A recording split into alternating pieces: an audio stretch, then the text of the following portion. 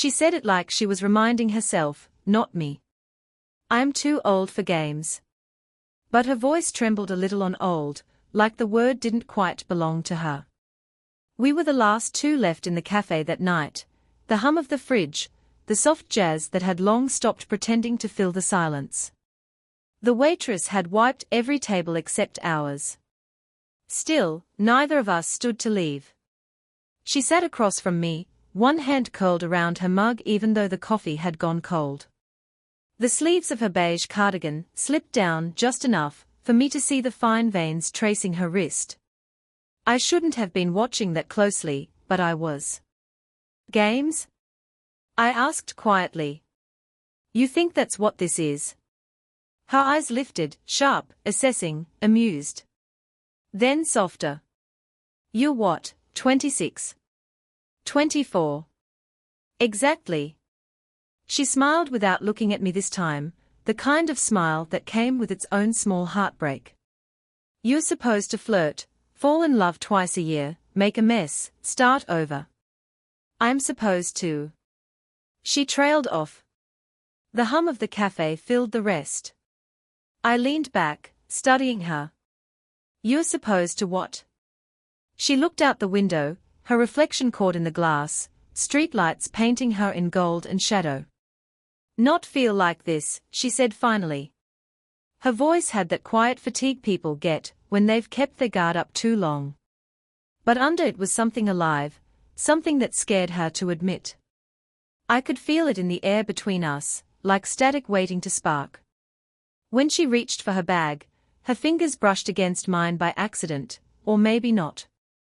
It was the smallest thing, the kind that could be explained away.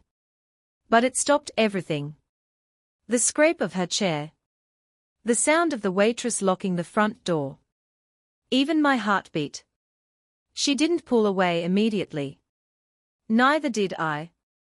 Her skin was cool, and for a second, I thought she'd say something, make a joke, change the subject. But she just looked at me. I'd seen that look before, on people realizing they'd been noticed when they didn't mean to be. You're staring, she murmured. Sorry, I said. She smiled again, but this time it reached her eyes, a flash of warmth, gone as quickly as it came. Don't be. The lights flickered once, the kind of signal that says we are closing. Still, she didn't move. Do you always stay this late? I asked. Only when I don't want to go home yet. Something about the way she said home made it sound empty. I didn't know her story, divorce, maybe, loneliness, definitely. But I didn't need to. Everything I needed to know was in the way she kept glancing at the clock and then back at me, like she was trying to decide whether this counted as a mistake. The waitress walked over, keys jangling. Sorry, folks, we're locking up. She gathered her things quickly, her composure returning like armor. Outside, the air was colder than I expected. I walked her to her car without asking, it just felt natural. She hesitated before unlocking the door, her breath visible in the night air. You should be careful, she said softly. Of what? Of people who don't know what they want. And just when I thought she'd get in and drive away, she turned, eyes glinting in the streetlight, something wild flickering there. I'll see you again, won't I? I asked. She didn't answer. The engine started, headlights flared, and then she was gone, but her perfume, faint and warm, still clung to my sleeve. And for the first time in months, I didn't feel my age at all. I saw her again a week later, same cafe, same seat by the window. This time, she was reading, or pretending to. Her fingers traced the edge of a page that hadn't turned in 10 minutes. I almost didn't go in. But she looked up just as I hesitated at the door, and that half-second of recognition pulled me in like gravity. Back again, she asked, voice calm, but her lips pressing together after, like she was already regretting it. Maybe I was hoping you'd be here, I said, before I could stop myself. Her laugh was soft, but not dismissive. You shouldn't say things like that. Why not? Because I might start believing them. She said it lightly, but her eyes didn't match her tone. There was something tired in them, the kind of weariness that comes from being noticed only when it's convenient for someone else. We sat together, no plan, no reason. She told me she taught literature at the community college, nights mostly, when she couldn't sleep anyway. Her husband, she mentioned in passing, lived in another city now. We don't talk much, she said. It's easier that way. I didn't press. She didn't offer more. When she asked about me, I told her the truth, that I worked part-time at a design studio, that most of my friends had moved away, that sometimes the silence in my apartment felt too big to ignore. I get that, she murmured. Silence starts to sound like company after a while. The space between us grew smaller without either of us moving.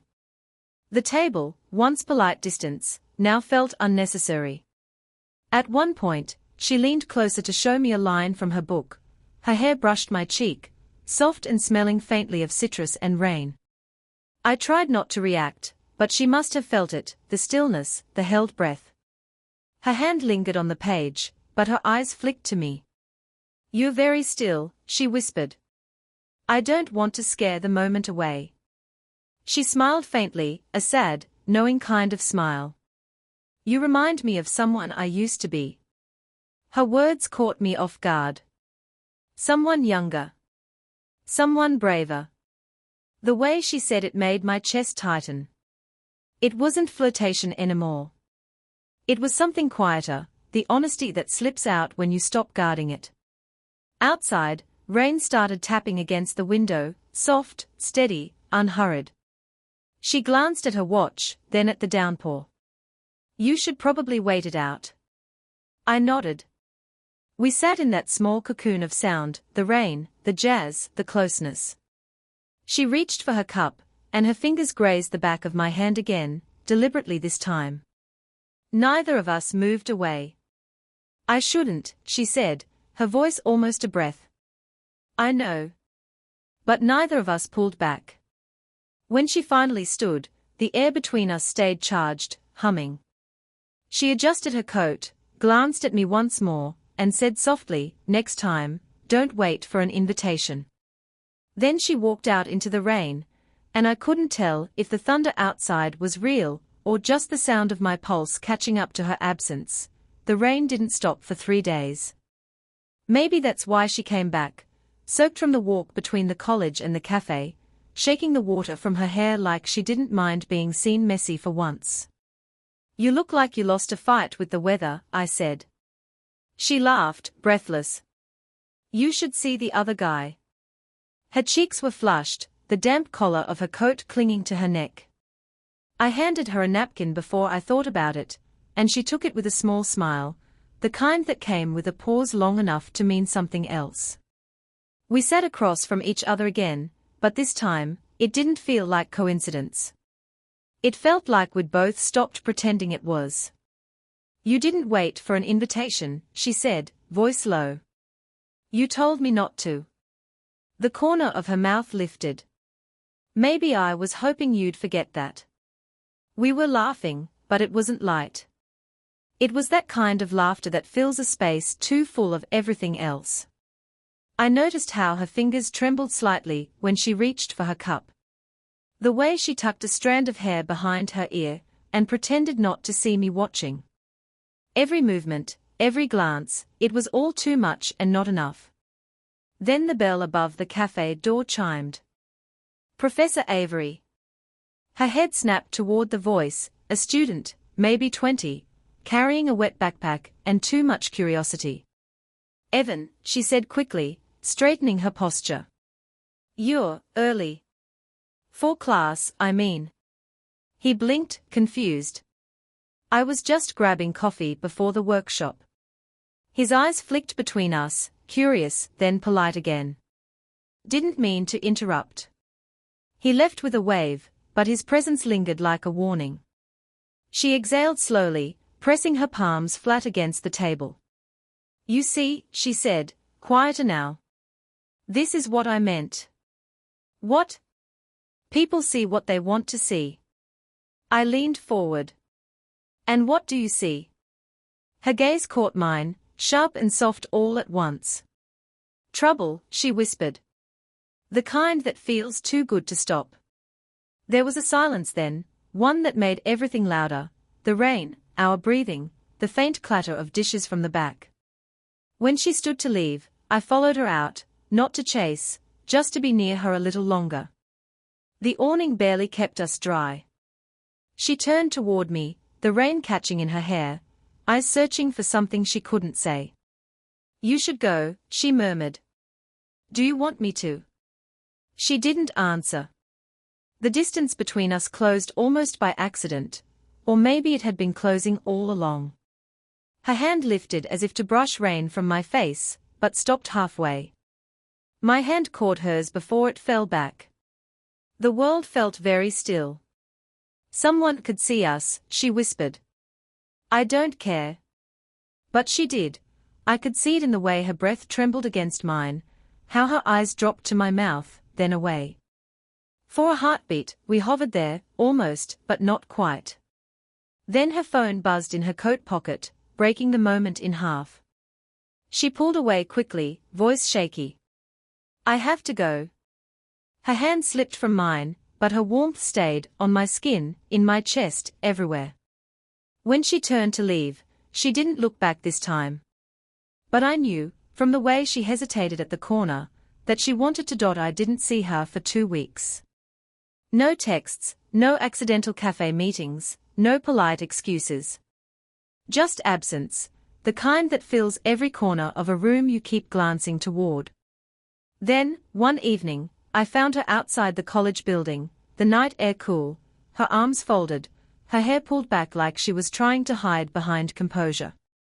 You shouldn't wait for me here, she said, but her voice lacked conviction. I wasn't waiting, I lied. Her eyes narrowed, amused, tired. You're terrible at lying. So are you. That earned me a small laugh, one that turned into a sigh. I thought staying away would make it easier, she said quietly. It didn't.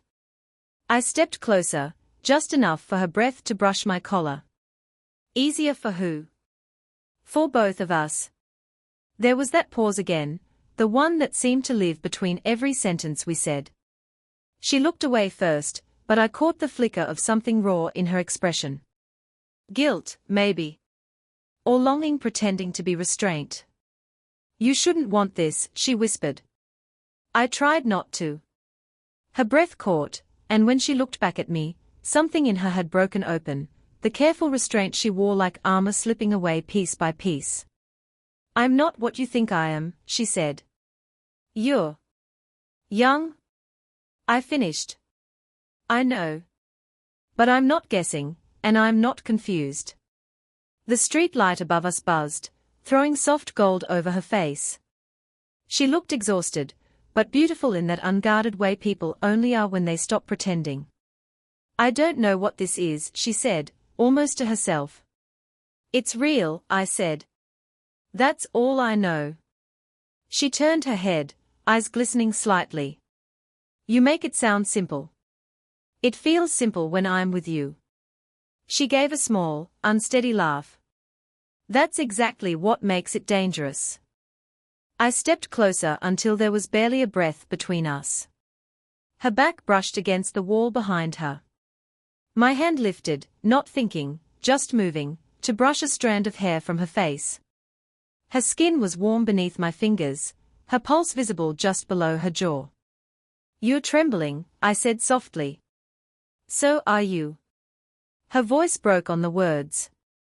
Silence stretched, the kind so fragile that a single heartbeat could shatter it. Her hand rose, hesitant, touching my chest as if to test if I was really there. I caught it gently, holding it against me. She looked up, eyes flicking to my mouth. If we do this. I know. Her lips parted slightly, her breath mingling with mine, the smell of rain still clinging to her hair, faint traces of perfume, coffee, fear. Her fingers curled into my shirt. My other hand slid to the back of her neck, just enough to feel her tremble again. We were seconds away, from what? I didn't even know anymore.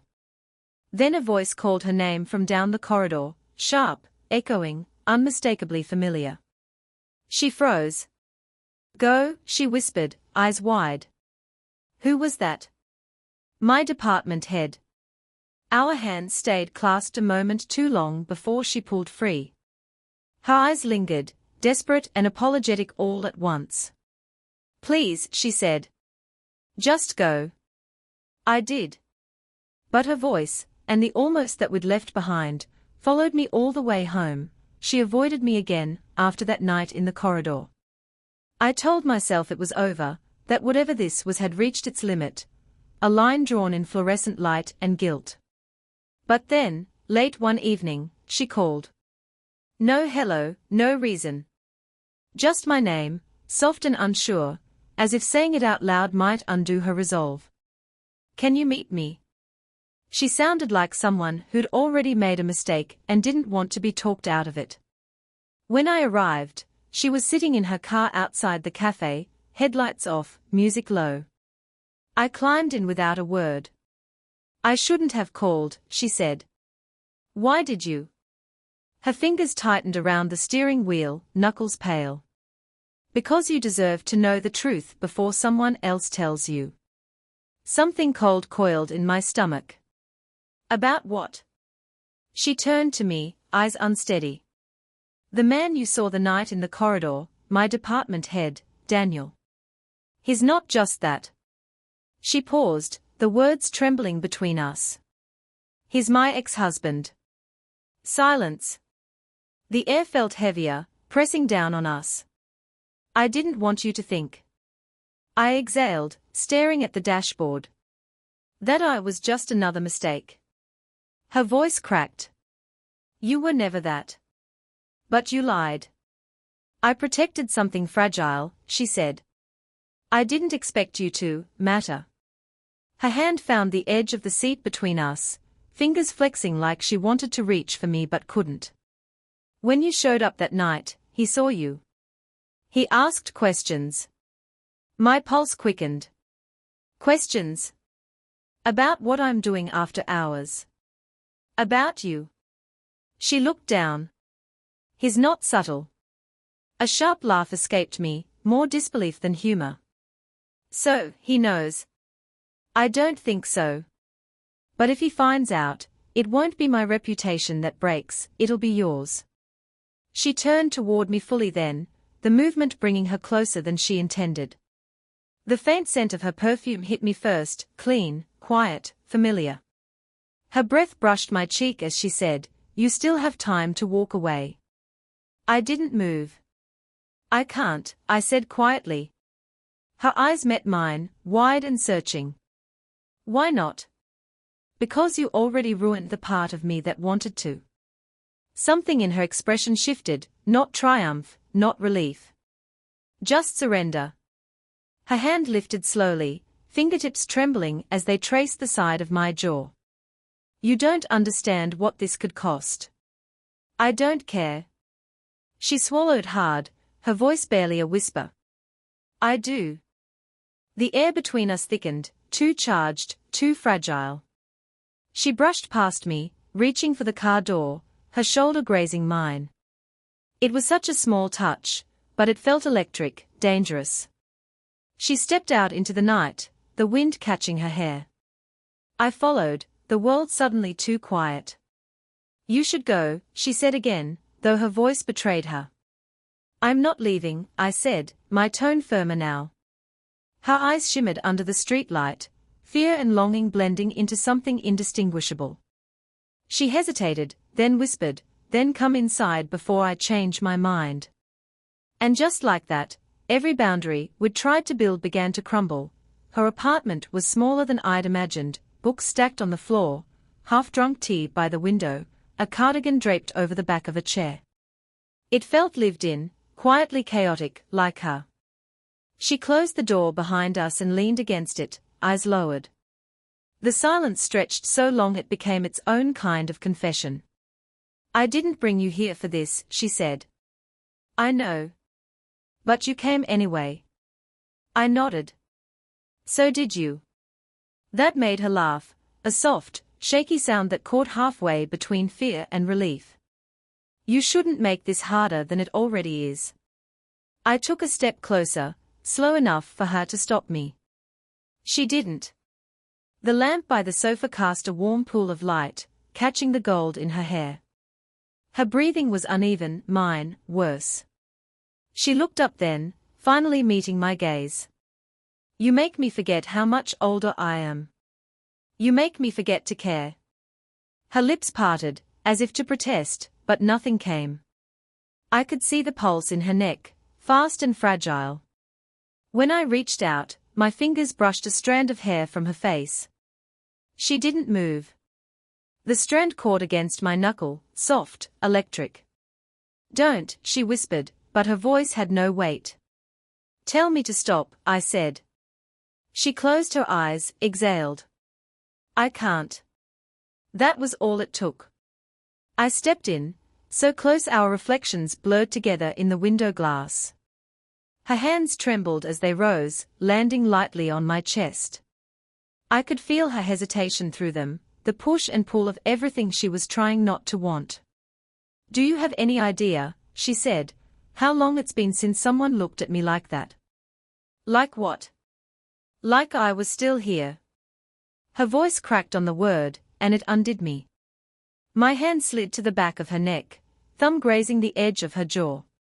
She leaned into it, just barely, like it hurt to let herself. Her breath hitched, once, twice. My name slipped from her lips, quiet, accidental. I keep thinking, she said, if I let this happen, I'll ruin you. I shook my head. You already did. She laughed, breathless, trembling. That's not fair. Neither is this. The distance between us vanished. My forehead touched hers, our breaths tangling, uneven. It wasn't a kiss yet, it was everything before one.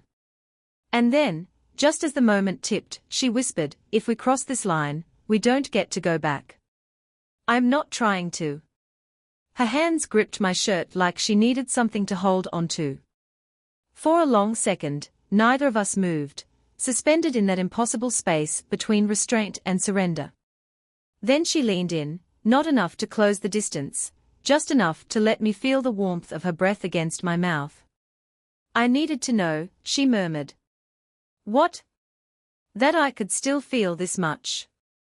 Her eyes opened, raw, honest, steady. Now you do too. And just like that, the tension broke, not in fire, but in understanding. We didn't kiss. We didn't have to. The silence said everything. She stepped back first, voice soft but sure. Whatever happens after this, don't regret it. I won't. We both knew that was a lie.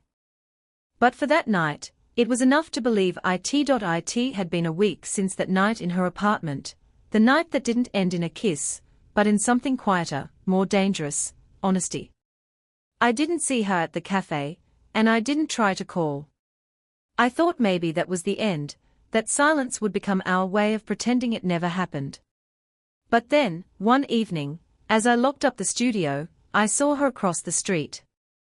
She wasn't waiting, just standing there, hands in her coat pockets, as if she'd been passing by and stopped without meaning to. For a moment, neither of us moved. Then she crossed over. You look tired, she said gently. So do you. She smiled, small, tired, real.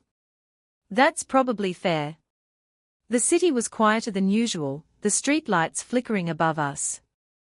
I wanted to say 100 things, that I missed her, that I couldn't stop thinking about her, that I didn't regret anything. But all that came out was, you disappeared. I needed space to think, she said. About what this really is. And? She hesitated, looking down at her shoes. And I realized something. I've spent half my life waiting for things to make sense before I let them matter. Maybe that's why nothing ever did. She looked up then, eyes meeting mine. You make things feel like they don't need to make sense. I stepped closer, slow enough that she could still walk away. She didn't. Her hand brushed against mine, once, then again, deliberate this time. I caught it, fingers lacing through hers. The way she exhaled made my chest tighten, like she'd been holding that breath for days. This isn't simple, I said quietly. I don't want simple. The rain started again, soft, misty, almost gentle. She laughed under her breath, shaking her head. Always the rain with us. I lifted her hand, brushed my thumb over her knuckles. Maybe it's trying to say something. Like what? That we are not supposed to keep running. She looked at me then, really looked, and whatever wall she'd built finally gave in.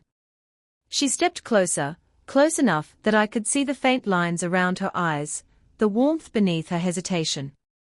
I was afraid of this, she whispered. Of being seen, of wanting, of being wanted back. I leaned in, forehead resting lightly against hers. Then don't be afraid anymore. Her hand rose to my chest, steadying herself. I'm not. For a long time, we just stood there, the world around us fading into rain and streetlight. No more pretending, no more almosts. Just two people, finally letting go of the fear that kept them apart. When I finally kissed her, it wasn't urgent or perfect. It was soft, honest, human, the kind of kiss that feels like coming home. When we pulled apart, she laughed quietly, a tear slipping down her cheek. You still make me feel 20. And you still make me forget to care about anything else. We stayed there, holding each other as the rain softened into mist, no promises, no guarantees, just the simple truth of now. Maybe it wouldn't last forever. Maybe it didn't have to. For the first time, that felt like enough. Did you enjoy the story? What kind of stories would you like to hear next?